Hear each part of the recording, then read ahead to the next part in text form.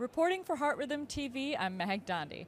HRX 2024, Day 3, is coming to an end.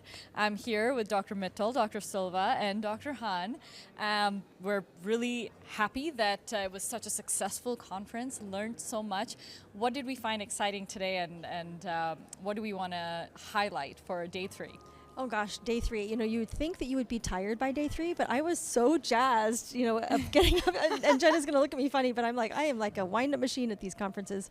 But I loved it. Today for me really was, I reserved for a lot of networking, which really is the key to this conference, I think.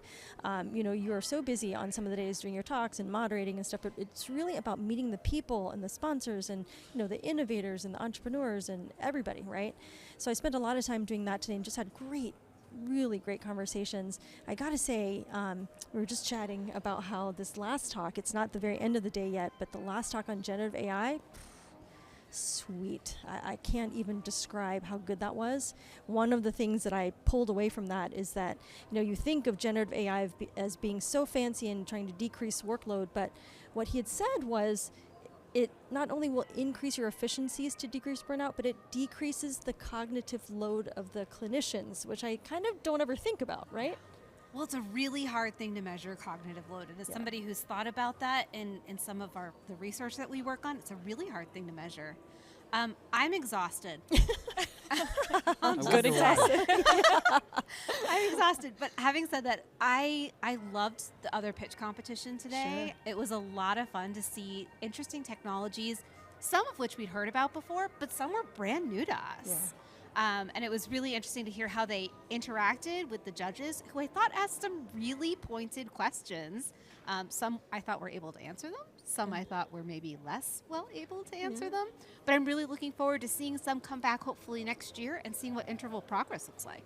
How about you? Well, Meg, I'm totally biased. I thought everything was great. Since you're asking me to pick a few, I will say I love the PPG session. I think PPG is a new vocabulary for us. We're really learning a lot. I thought the people really gave me a pause for thought and how we as an electrophysiology community really have to understand PPG better. It's something that I think is going to be part of a vital sign measurement going forward. Very intrigued by that session.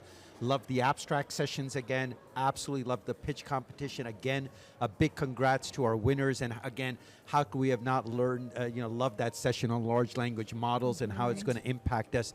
Dr. Singh's ability to really articulate how a big healthcare system is thinking about it, I think is really just amazing and really gave me a lot of pause for thought.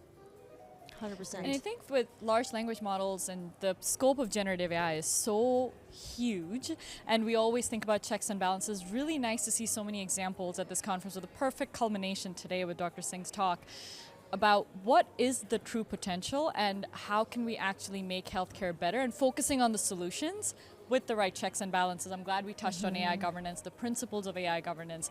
And we were talking about this yesterday. We could take this opportunity or this paradigm in time as a loudspeaker for the biases that exist, which our large language models have really shown a mirror to us as providers and our society. And we could use it as a microphone, something that we feed into the large language models as feedback, as elaborate prompts or fine-tuning to say we can establish these guardrails and we can, at least on a focused use case, make it safe and effective.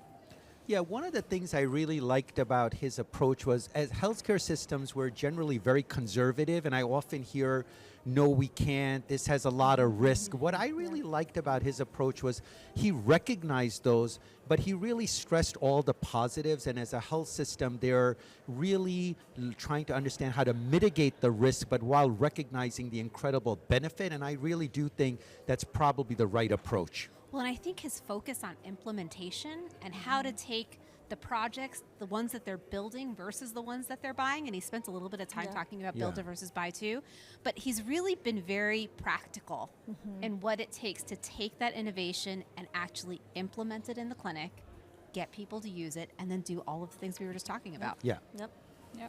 And I have planning committee, executive producer here at this table, so I have to ask, what is one unexpected hurdle that came up at this conference?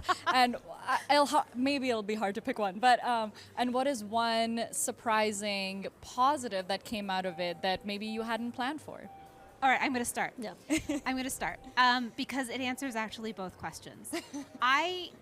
When we were working with the production team and planning out a lot of the content, I really thought I knew where the conversations were to go around some of these roundtables. And over the course of the past 2.5 days, I realized that those roundtables almost universally went in directions and places I did not expect. When it first started happening, I totally panicked. I was really concerned.